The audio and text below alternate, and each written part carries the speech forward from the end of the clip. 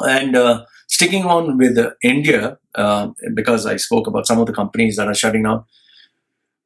This guy, his name is Raghuram Rajan. Okay, now who's Raghuram Rajan? For those of you who do not know, he's an Indian financial analyst, the Katherine Dusak Miller Distinguished Service Professor of Finance. It's a very big title. So he has got amazing credentials from the University of Chicago Booth Schools of Business. From 2003 to 2006, he was the chief economist and director of research at the International Monetary Fund. So he's a guy with amazing credentials, a stellar career, and he is a specialist in finance and economy. He was the 23rd governor of Reserve Bank of India in 2015. During his tenure at the Indian Reserve Bank, he became the vice chairman of the Bank of International Settlements. At the Federal Reserve Annual Jackson Hole Conference in 2005, okay, this is one of his predictions that he had given in 2005. He spoke about the growing risks of the financial system and proposed policies.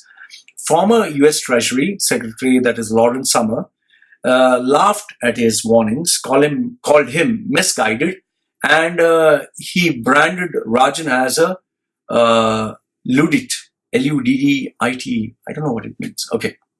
So he had names for him and they laughed at him and they said, just shut the fuck up. Okay. However, this is what he said in 2005. However, in 2007 and 2008, we know what happened. The financial crisis, the housing bubble burst, companies came crashing down. It was like a nuclear tsunami, destroyed everyone and everything.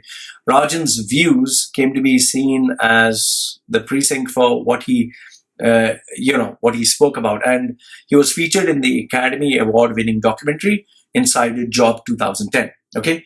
And in 2003, Rajan received the inaugural Fisher Black Prize, given every 2 years by an American Finance Association to a financial economist younger than 40.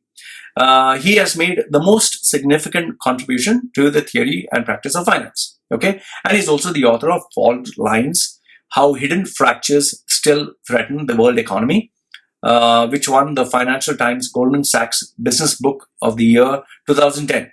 And 2016, he was named as the most influential people in the world, okay, by Time, 100 most influential. Okay, now why am I telling you all this? Why am I telling you all this? This guy, with such amazing credentials, amazing education, amazing timeline, with so many credentials, I'm pretty sure you will agree with me. He is smart. He knows what the fuck he's talking about. If he could predict even the financial disaster of 2007, 2008. Okay. So this intelligent guy, he is saying that Modi's economy is worrisome.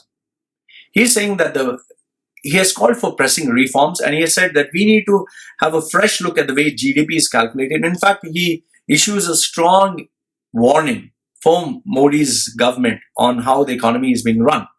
Now, for Modi supporters who keep saying, Modi, Modi, Modi, just like Donald Trump supporters say, hey, Donald Trump, Donald Trump.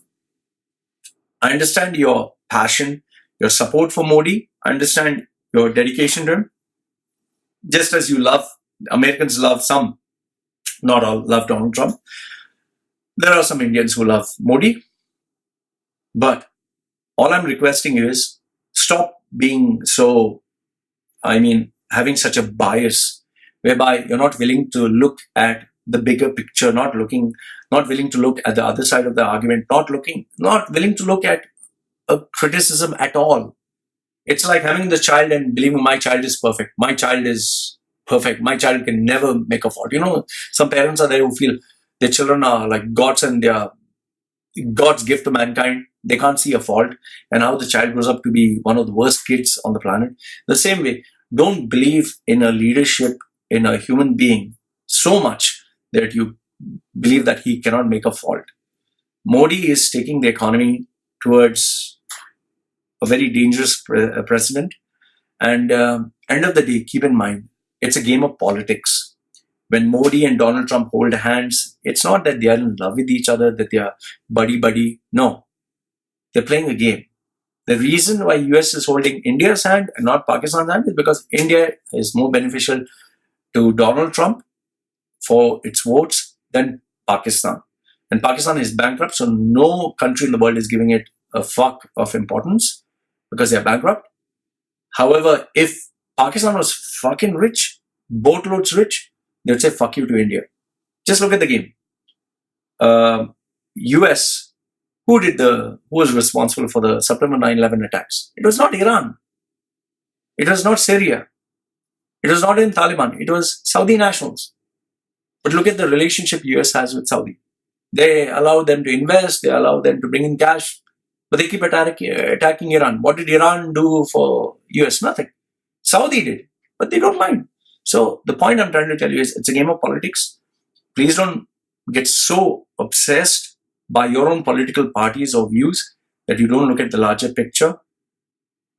My warning to the Indian economy or the people who are running businesses there, be very careful. And if you're an employee, if you do not personally brand yourself, I'm not trying to market my service, but I'm trying to tell you, if you don't stand out, if you do not know how to sell yourself, you don't have world-class credentials, or you don't know how to at least position yourself as this flashy, amazing. It's an image game. If you don't position yourself, nobody will be attracted to you, and then you'll be in the unemployment line. End of the day, you can be very good at your job. You can be amazing at your job. But it's a guy who shows he's larger than life. He gets all the jobs, not the other person. You will see this in your own company.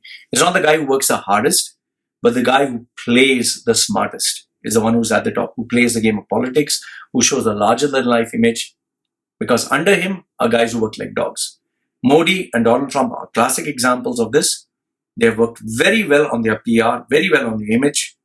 So whatever they show it as success, and they brush aside all the failures, and whomsoever criticizes them, they are silenced in some way or another. So I don't actually hate these guys. I admire these guys for what they're doing. However, it's going to impact you because globally it's going to impact day-to-day people like us. So please be careful there and ensure that your brand, your image, your resume, your communication skills, your marketability, your social media presence is is amazing. Because when you're successful, everyone wants to kiss your ass, or when you appear successful. But if you don't know how to do that and you show yourself as ordinary, you will be in the unemployment line. Take my word on it. I speak from almost 20 years experience of being in this field. Okay. Next one.